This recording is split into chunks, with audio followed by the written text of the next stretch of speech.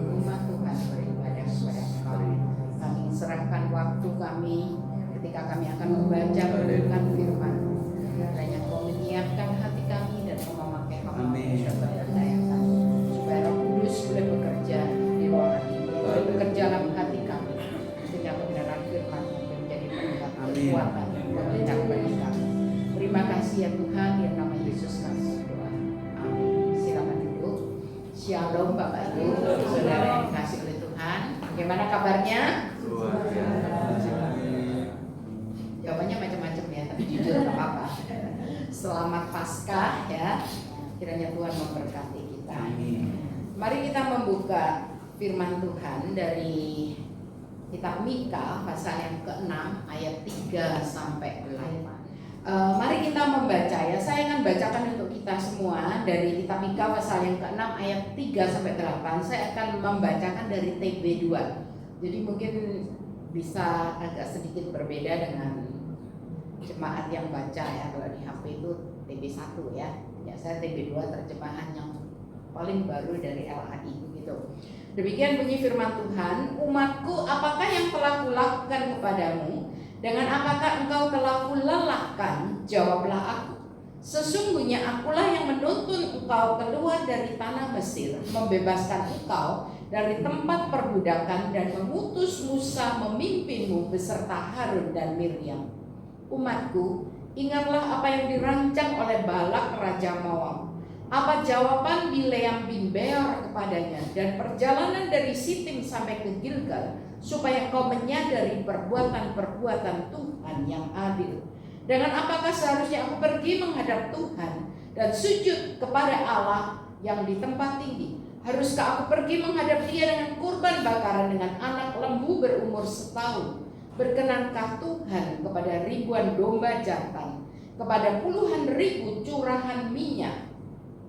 Haruskah aku persembahkankah anak sulungku karena pelanggaranku dan anak kandungku karena dosaku sendiri? Hai manusia, telah diberitahukan kepadamu apa yang baik. Apakah yang dituntut Tuhan daripadamu selain berlaku adil, mencintai kesetiaan dan hidup dengan rendah hati di hadapan Allah? Demikian pembacaan firman Tuhan. Tema kita pada sore hari ini adalah hidup dengan rendah hati. Bapak Ibu, Saudara, orang itu apa ya, kalau kita belajar inputnya bisa sama, outputnya bisa beda. Artinya apa? Apa yang dimasukkan itu sama gitu ya, tapi hasilnya bisa beda. Contoh, orang itu sama-sama diberkati Tuhan, sama-sama diberikan keluarga yang baik, diberikan kesehatan, diberi kesempatan untuk melayani Tuhan, pekerjaannya diberkati Tuhan. Tapi ujung-ujungnya bisa ada orang yang tetap rendah hati. Yang kedua ada orang yang menjadi sombong. Nah, kenapa ini namanya inputnya sama, outputnya bisa beda? Kenapa? Orang kalau berpikir ya, saya bisa jadi seperti sekarang gitu kan, punya ini, punya itu, ya saya kerja keras. Saya bisa punya badan sehat ya karena saya olahraga, menjaga makan gitu kan. Saya bisa punya anak-anak yang pintar ya karena saya didik baik-baik sejak kecil. Jadi selalu ini semua karena saya. Nah, kalau karena saya berarti kalau saya nggak begitu nggak bisa terjadi seperti ini. Makanya dia apa? Sombong. Lalu yang kedua, saya bisa ini, punya ini, anak saya, keluarga saya bisa begini. Itu semua karena anugerah Tuhan. Dan dia bersyukur kepada Tuhan dan dia rendah hati. Bapak Ibu, yang benar ini yang sombong apa yang rendah hati? Ya orang Kristen pasti jawabnya apa? Jangan sampai sombong ya. Tetapi orang yang rendah hati itu menyadari, ya hari ini banyak bencana, banjir bandang di Aceh, perang di Timur Tengah, gitu kan? Artinya apa? Semua yang kita miliki itu bisa lenyap dalam sekejap. Baru saja kita mendengar berita ada itu pemain sepak bola ya, betul, sekeluarga yang lagi ke Labuan Bajo dari Spanyol 5 orang, betul, berangkat 6 ya, anak 4 ya, betul ya kalau nggak salah, anak 4 atau 3 saya lupa. Pulangnya tinggal mama dan anak yang cuma 1, papanya dan 2 atau 3 anaknya, saya lupa ya, 2 atau 3 anaknya itu tenggelam. Kita ini kalau kita menyadari itu ya, iya betul, Tuhan mau kita berusaha, iya betul, Tuhan mau kita menjaga kesehatan, iya betul. Tapi kalau kita bisa seperti hari ini, kalau kita punya seperti hari ini, adalah karena anugerah Tuhan. Sehingga sehebat apapun kita, sebaik apapun kita, sekaya apapun kita, ketika kita menyadari semua itu anugerah Tuhan, kita belajar bersyukur dan kita boleh hidup rendah hati. Nah, kembali kepada firman yang sudah kita baca. Di dalam zaman pelayanan daripada Nabi Mika ya, dia melayani kurang lebih tahun 700-an sebelum Masehi begitu. Nah, pada waktu itu kerajaan Israel itu sudah terpecah menjadi 2. Yang pertama disebut kerajaan utara atau Israel, yang kedua adalah kerajaan selatan atau Yehuda. Nah, Nabi Mika ini melayani di kerajaan Yehuda atau selatan. Nah, pada waktu itu kondisinya dikatakan para pembesar, orang-orang kaya itu begitu sombong, sehingga mereka menekan mereka yang posisinya rendah. Mereka memeras orang miskin dan lain sebagainya. Dan itu adalah kesombongan, dan itu sebuah kejahatan di mata Tuhan. Sehingga dalam ayat yang ketiga dari bagian firman Tuhan ini, Tuhan itu yang pertama itu di dalam bagian pembukaan, Tuhan itu menantang mereka. Bisa diklik ya. Umatku, apakah yang telah kulakukan kepadamu? Boleh tolong diklik ya.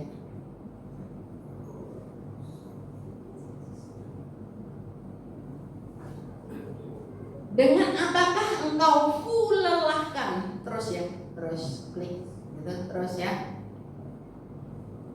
Satu lagi. Ya. Nah, di sini Tuhan itu bertanya. Tuhan menyebut mereka sebagai umatku. Umatku itu berarti orang yang punya hubungan yang dekat. Ya, Tuhan bertanya, apa yang telah kulakukan kepadamu? Ini mengajak mereka untuk memikirkan kembali apa yang sudah Tuhan kerjakan di dalam hidup mereka.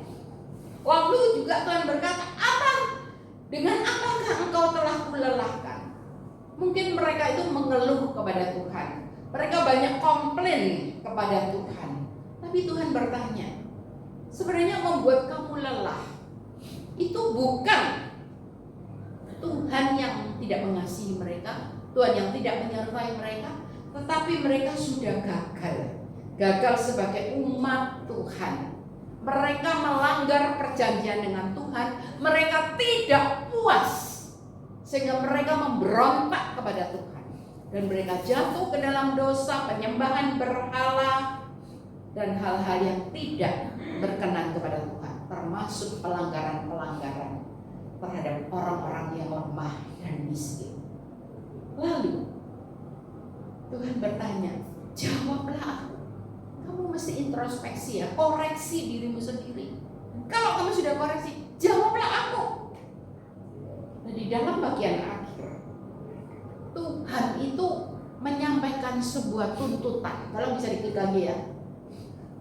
Tuntutan. Apa itu tuntutan Tuhan? Tuntutan Tuhan itu adalah supaya apa dikatakan? Berlaku adil, mencintai kesetiaan, dan hidup dengan rendah hati di hadapan Tuhan. Tuhan itu adalah Tuhan yang adil. Tuhan itu gak pernah pilih kasih. Dan Tuhan juga mau sebagai umatnya, mereka juga berlaku adil. Berlaku adil kepada semua orang. Bukan hanya yang kaya, tetapi juga terhadap yang miskin. Bukan hanya terhadap yang kuat, tetapi juga terhadap yang lemah. Lalu dikatakan Tuhan juga mau mereka itu setia kepada Tuhan. Dan yang terakhir, rendah hati. Apa artinya rendah hati? Orang rendah hati adalah orang yang tidak mengandalkan dirinya sendiri. Orang yang rendah hati adalah orang yang mengandalkan Tuhan. Orang yang rendah hati adalah orang yang di dalam keadaan, segala keadaan itu belajar untuk percaya dan berserah kepada Tuhan. Karena Allah kita adalah Allah yang rendah hati. Kristus itu adalah contoh daripada kerendahan hati yang sejati. Nah, Tuhan itu mau dikatakan hiduplah dengan rendah hati di hadapan Tuhan. Artinya apa? Kita belajar bersyukur kepada Tuhan. Kita belajar taat kepada Tuhan. Sekali lagi, orang yang tidak bisa bersyukur, orang yang tidak puas, itu ujung-ujungnya komplain terus kepada Tuhan. Dan ketika dia mungkin memiliki segala sesuatu, sulit bagi dia untuk rendah hati, tapi menjadi orang yang sombong. Nah, setelah Tuhan itu menyampaikan tantangannya, dan di dalam bagian akhir Allah itu dengan jelas juga menyampaikan apa harapannya. Maka di dalam ayat 4, 5, 6, 7 di situ kita bisa melihat sesungguhnya bagaimana caranya supaya seseorang itu bisa hidup dengan rendah hati. Yang pertama, di dalam ayat 4 dan 5, supaya seseorang itu rendah hati, dia harus punya yang namanya kesadaran. Sadar. Bisa tolong diklik ya. Oke. Sadar apa? Ya, setelah Tuhan itu menantang mereka, jawablah aku, jawablah aku. Lalu umat Allah, bangsa Israel diajak untuk mengingat kembali apa yang sudah Tuhan lakukan di dalam kehidupan mereka. Tuhan berkata apa? Sesungguhnya akulah yang menuntut engkau keluar dari tanah Mesir, membebaskan engkau dari tempat perbudakan. Mereka diingatkan yang pertama, dulu kamu itu budak di Mesir, hidup tertindas, hidup menderita, hidup dianiaya. Kalau hari ini kalian itu bisa jadi orang bebas, kalian tuh bisa jadi orang yang merdeka, itu semua karena Tuhan. Itu karena semua perbuatan Tuhan yang mengeluarkan mereka dari dikatakan tempat perbudakan. Dan di dalam pimpinan Tuhan yang menyelamatkan mereka dari tempat perbudakan, Tuhan mengatakan, aku mengutus Musa, seorang tokoh yang penting, untuk memimpinmu, lalu memberikan Harun yang adalah seorang imam besar yang menolong mereka untuk memberikan korban kepada Allah, dan juga Miriam seorang nabiah yang akan menolong kaum perempuan.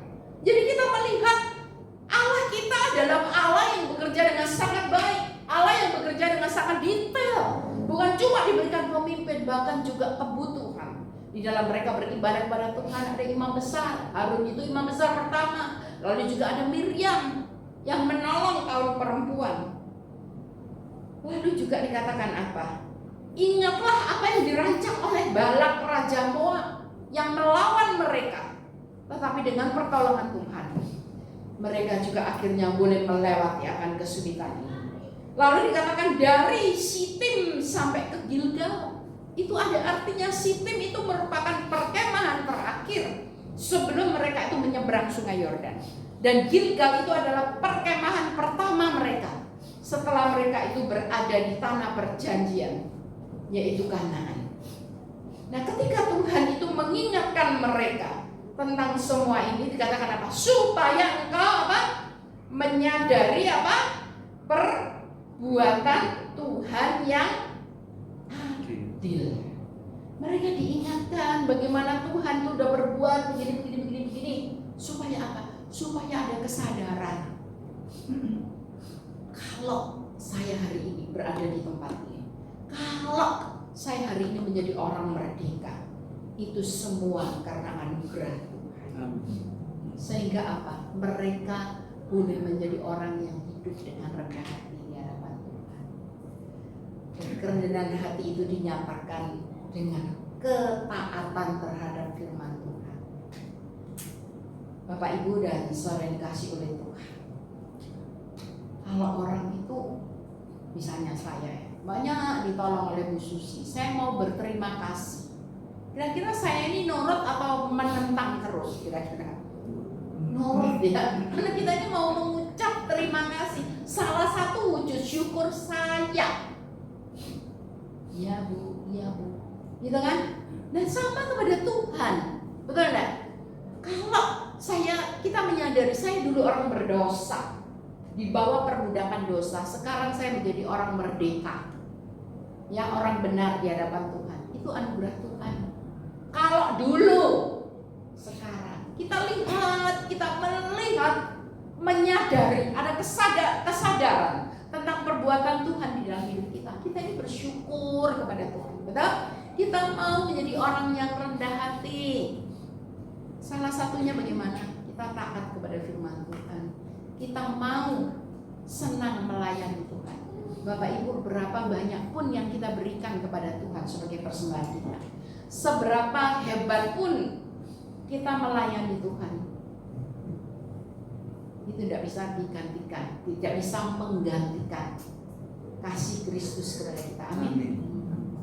Bahkan seluruh hidup kita diberikan, seluruh dunia diberikan, itu tidak bisa dibandingkan dengan kasih Allah kepada kita. Jadi kalau kita sadar, kita boleh menjadi orang yang rendah hati. Tapi orang yang nggak sadar itu akan jadi orang yang sombong. Emangnya ada orang sombong di dalam gereja? Di sini nggak ada, ya. Yang ada itu yang di sana-sana, gitu kan ya. Pasti ada lah. Kalau saya tanya, kita sendiri tanya kepada diri sendiri, pernah sombong enggak? Yang khotbah di sini, Bu Susi yang membuka dan menutup ibadah, yang WL, yang singer, yang main musik, yang mulai, bisa sombong enggak? Pernah sombong enggak? Jujur. Pernah toh? Benar enggak? Orang Kristen masih bisa sombong. Ya bisa lah, kita masa hidup di dalam dunia ini. Tetapi kita harus belajar terus rendah hati. Ya, ini cerita bukan di sini tuh nggak ada, tapi di gereja yang sana istilahnya. Ada suatu hari saya diceritain, tahun lalu dia itu jadi ketua panitia Natal. Tahun ini nggak mau lagi. Ditanya kenapa? Ya gantian lah. Bahasa rohaninya itu gantian, gitu loh. Terus setelah ditanya kenapa? Lah saya itu loh kerja setengah mati, nggak ada satupun yang muji saya, nggak ada satupun yang bilang terima kasih sama saya.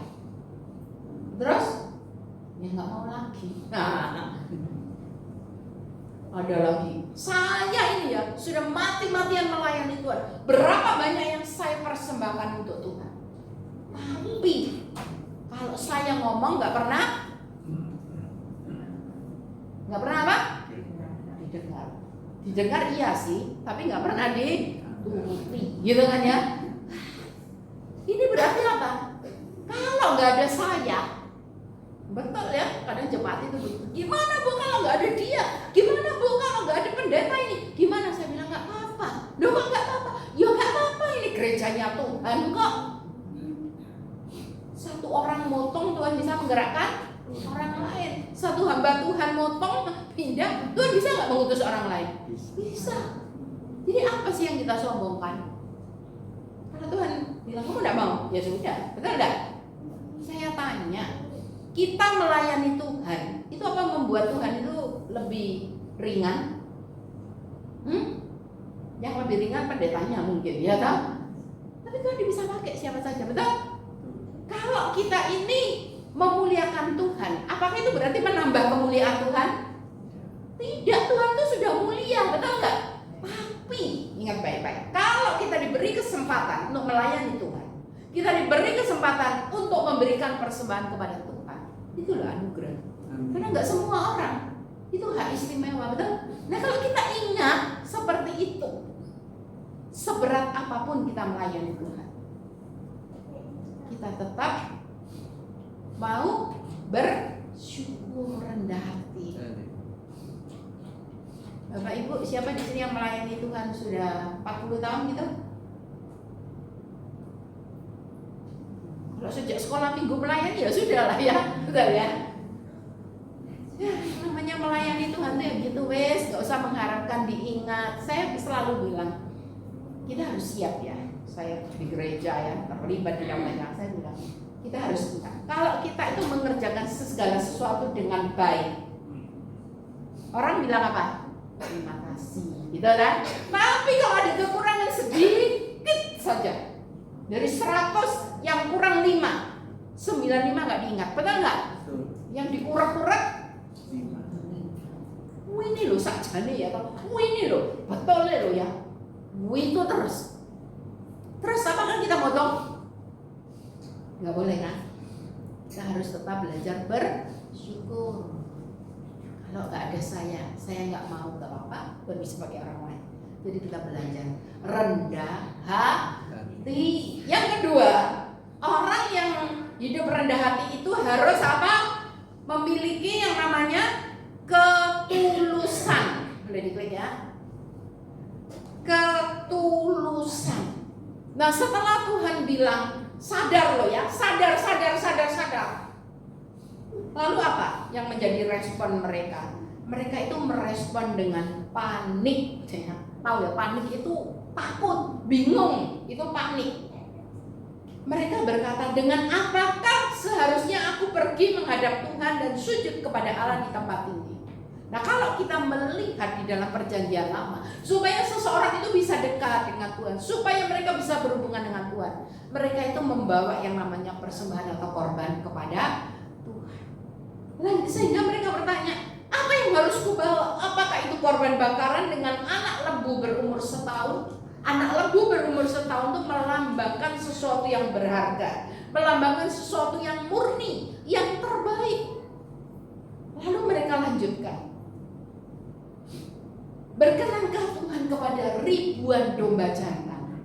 Nah, ini sebuah gaya bahasa yang disebut hiperbolis ya, artinya dilebih-lebihkan. Gak mungkin lah bahwa ribuan domba itu ya gimana ya toh? Tapi ini artinya apa? Bagaimana supaya Tuhan berkenan? Apakah membawa ribuan domba jantan, jumlah yang besar gitu kan? Lalu apa juga? Curahan apa? Ribuan, puluhan ya, bahkan curahan puluhan ribu curahan minyak. Artinya apa? Pak, bawa persembahan yang banyak, yang besar jumlahnya. Apakah kalau begitu Tuhan itu berkenan dengan hidup seseorang? Baik nggak memberikan persembahan banyak untuk Tuhan itu baik nggak? Hah? Nggak pernah dijawab, jawabnya pelan gitu ya. Baik, tapi, nah inilah, kalau itu hanya sekedar sesuatu yang bersifat kuantitatif atau jumlah saja yang kita pentingkan, tetapi itu tidak berkualitas, maka Tuhan itu tidak tertarik. Artinya apa? Kita boleh, harus, dan bagus bawa persembahan sebanyak-banyak untuk Tuhan, tapi harus disertai dengan hidup yang berkenan kepada Tuhan, hidup rendah hati di hadapan Tuhan, bersyukur, taat kepada firman Tuhan, hidup yang menyenangkan Tuhan, hidup yang menjadi kesaksian. Itu penting, karena kalau tidak, maka persembahan kita, ibadah kita itu seperti sebuah ritual yang kosong. Artinya apa? Gak ada artinya, gak ada nilainya di hadapan Tuhan. Tuhan mau ya kita melakukan segala sesuatu itu dengan tulus di hadapan Tuhan. Karena apa? Karena Tuhan itu sangat mengecam, tidak senang kepada yang namanya ketidaktulusan. Berapa kali Tuhan Yesus sendiri mengecam yang namanya ketidaktulusan ya. Coba kita melihat di dalam Injil Matius pasal yang ke-6 ya, boleh tolong diklik lagi. Injil Matius pasal yang ke-6. Boleh klik, langsung diklik aja, ada semua di situ ya. Nah, Bapak Ibu tolong diperhatikan itu yang tulisan merah. Dikatakan apa? Ingatlah, jangan kamu mengamalkan kesalehanmu di depan umum supaya apa? Dilihat orang. Terus ayat yang kedua, apabila engkau memberi sedekah, janganlah engkau gembor, gak usah pamer semua orang diceritain, supaya mereka dipuji orang. Terus ayat yang kelima, apabila kamu berdoa, janganlah seperti orang Munafik berdoa berdiri dalam rumah ibadah di perempatan gitu ya, di tikungan-tikungan jalan raya supaya dilihat orang. Apabila kamu berpuasa, janganlah muram mukamu seperti orang munafik. Jadi kalau puasa itu ditunjuk-tunjuk gitu loh. Supaya apa? Supaya orang melihat. Nah, saya tanya, ini semua bagus gak sih? Bagus loh, mereka rajin berdoa, mereka rajin memberi sedekah kepada orang yang tidak mampu. Mereka dikatakan amal ya, memberikan amal di depan. Lalu mereka juga berpuasa. Mereka tuh menjalankan semua yang diberitakan di dalam hukum, betul? Tetapi nggak tulus. Ada maksud terselubung. Supaya apa? Supaya dilihat, supaya dipuji gitu kan, supaya begini-begini. Nah itu apa yang mereka lakukan tuh untuk siapa? Untuk diri sendiri. Ini loh orang yang tidak tulus. Orang yang tidak tulus itu manipulatif, tahu manipulatif? Suka menggunakan untuk kepentingannya sendiri. Kita manusia itu egois, sudahlah. Dari sananya itu kita egois, betul nggak? Saya enggak, Bu. Ya sudah, situ enggak, saya lah ya. Enggak egois gitu ya. Kita pada dasarnya itu egois, betul nggak? Kalau sesuatu merugikan kita, sesuatu menyakiti kita, kita pasti otomatis itu akan suka. Betul? Nah kalau kita itu tidak tulus ya, jadi ukurannya itu apa sih? Tulus, tidak tulus. Oke. Semua yang kita lakukan itu tujuannya apa? Ya, kan banyak orang ya. Aku tuh ya sama Bu Susi itu udah baik banget, sering tak kasih gitu ya. Tapi nggak pernah loh bales gitu ya. Sering tak traktir, nggak pernah saya traktir Bu Susi itu. Sering saya traktir, tapi dia nggak pernah ngajak saya makan. Ngajaknya ibu-ibu yang lain, Ibu Lani ya betul ya. Ibu siapa tadi? Cornelius ya. Lumayan ya, belum lupa gitu ya. Nah, yang diajak itu berarti apa? Kita itu memberi, melakukan yang baik, mengharapkan pamrih, gitu kan? Nah ini tulus nggak? Saya selalu katakan, ya, kalau kamu memberi kepada orang, sudah beri, terus nggak usah dipikir mau balik, mau terima kasih, itu nggak perlu. Kalau kamu juga memberi kepada Tuhan, kok saya nggak diberkati ya sama Tuhan? Loh, kita ini apa? Itu pamrih kan? Nggak tulus, betul. Orang yang tulus, saya sudah maafkan dia, tapi dia kok kayak gitu sama saya. Sudah, maafkan, mengampuni, ya sudah, itu memang kewajiban kita, betul?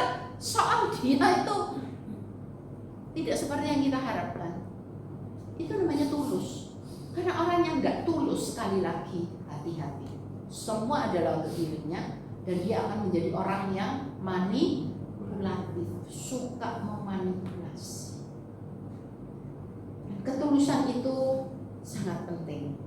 Yesus mengecam ketidaktulusan, tetapi Dia memerintahkan ketulusan. Sehingga di dalam Matius pasal 10 ayat 16, ketika Tuhan Yesus mengutus murid-muridnya, Dia berkata apa? Aku mengutus kamu seperti domba ke tengah-tengah serigala. Sebab itu hendaklah kamu cerdik seperti ular dan tulus seperti merpati. Cerdik itu artinya waspada, hati-hati, sing pinter gitu loh.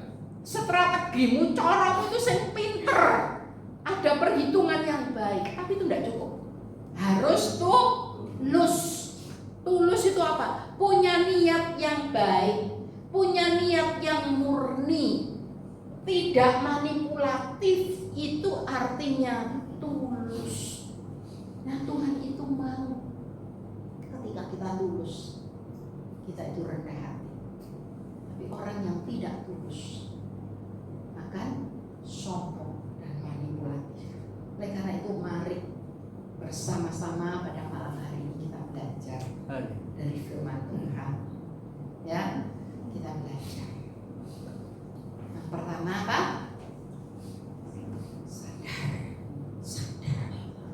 Semua karena Tuhan, semuanya adalah anugerah.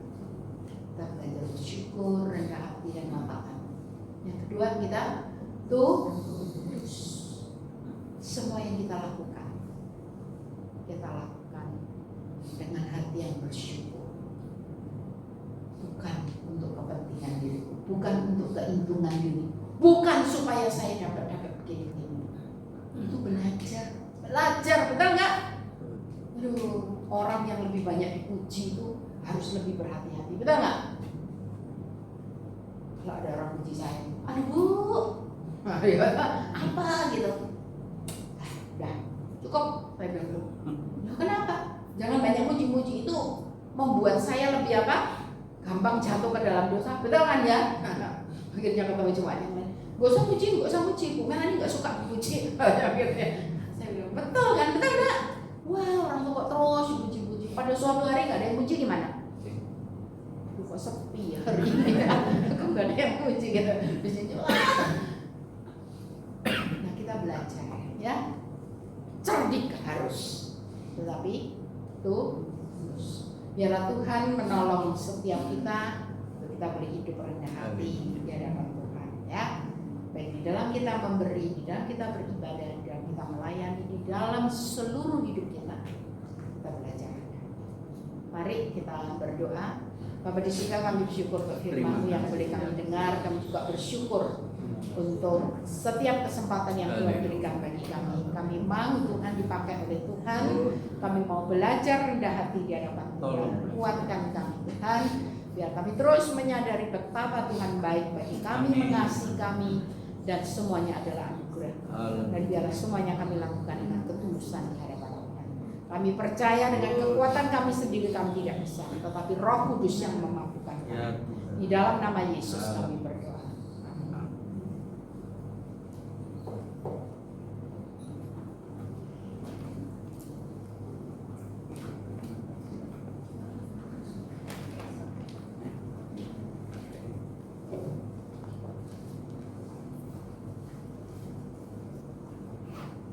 Demikianlah firman Tuhan yang telah kita dengarkan pada malam hari ini, kiranya menjadikan berkat bagi kehidupan kita.